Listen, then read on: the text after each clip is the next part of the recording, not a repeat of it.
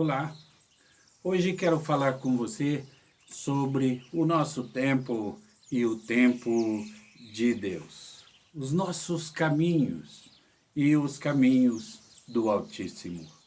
Um dos nossos grandes problemas na vida chama-se imediatismo. Quase sempre nós queremos as coisas naquele momento. Não sabemos esperar. E isso nos deixa bravos, às vezes, e isso nos deixa até mesmo frustrados. Você já considerou sobre Moisés? Ele foi chamado por Deus aos 80 anos de idade para conduzir um povo de mais ou menos 3 milhões de pessoas, composto de mais ou menos 3 milhões de pessoas.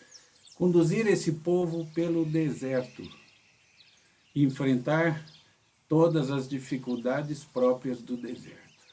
Pois bem, Deus chamou para tanto um homem com 80 anos de idade. Você chamaria uma pessoa assim? Os caminhos de Deus não são nossos caminhos. E o tempo de Deus não é o nosso tempo.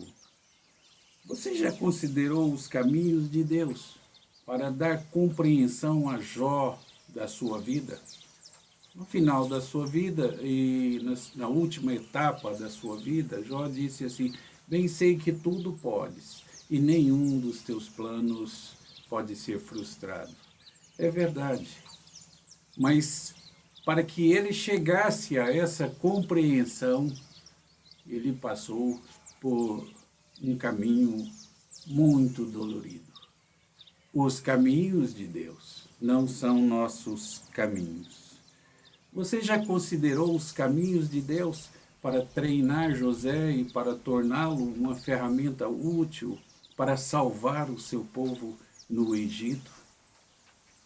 Bem, os caminhos de Deus nunca são os nossos caminhos.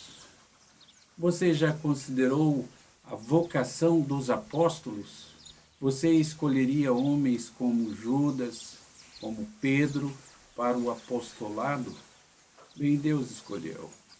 E os caminhos de Deus não são os nossos caminhos. Por mais que pensemos, por mais que meditemos, não vamos compreender o caminho de Deus. Se eu soubesse tudo de matemática que você sabe, se eu soubesse tudo de língua portuguesa que você sabe, se eu soubesse tudo sobre cozinha que você sabe, eu poderia ser igual a você. E havendo esforço da minha parte, eu poderia até ser melhor. Se eu soubesse todas as coisas de Deus, entendesse tudo sobre Deus, eu poderia ser igual a Deus. Então eu nunca vou compreender os caminhos todos de Deus. E eu nunca vou saber o tempo de Deus.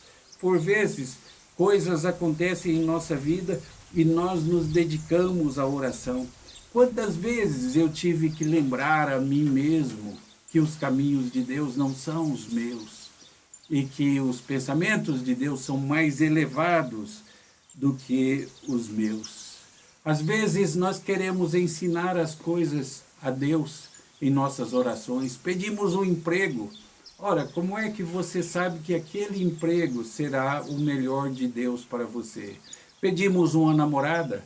Como é que você sabe que aquela namorada é o melhor de Deus para você? E tantas coisas pedimos a Deus: Senhor, me dá isso, Senhor, me dá aquilo. Nós não sabemos o que é melhor para nós.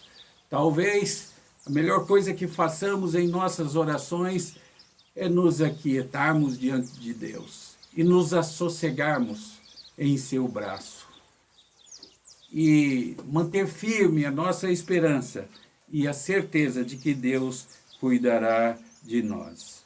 E assim eu tive que me lembrar muitas vezes desta expressão: seja feita a tua vontade, assim na terra como no céu.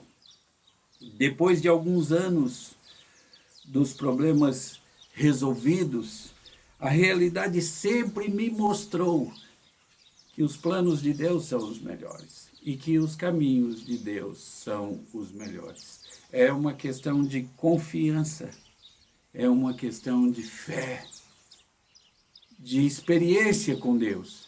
Me lembro de quando eu era jovem e eu arrumei uma namorada e ela terminou comigo. E eu sofri muito e orei muito a Deus para que ela voltasse. E eu achava que aquilo era o melhor. Mais tarde, conheci aquela que hoje veio a ser a minha esposa. E eu então compreendi que os caminhos de Deus são melhores.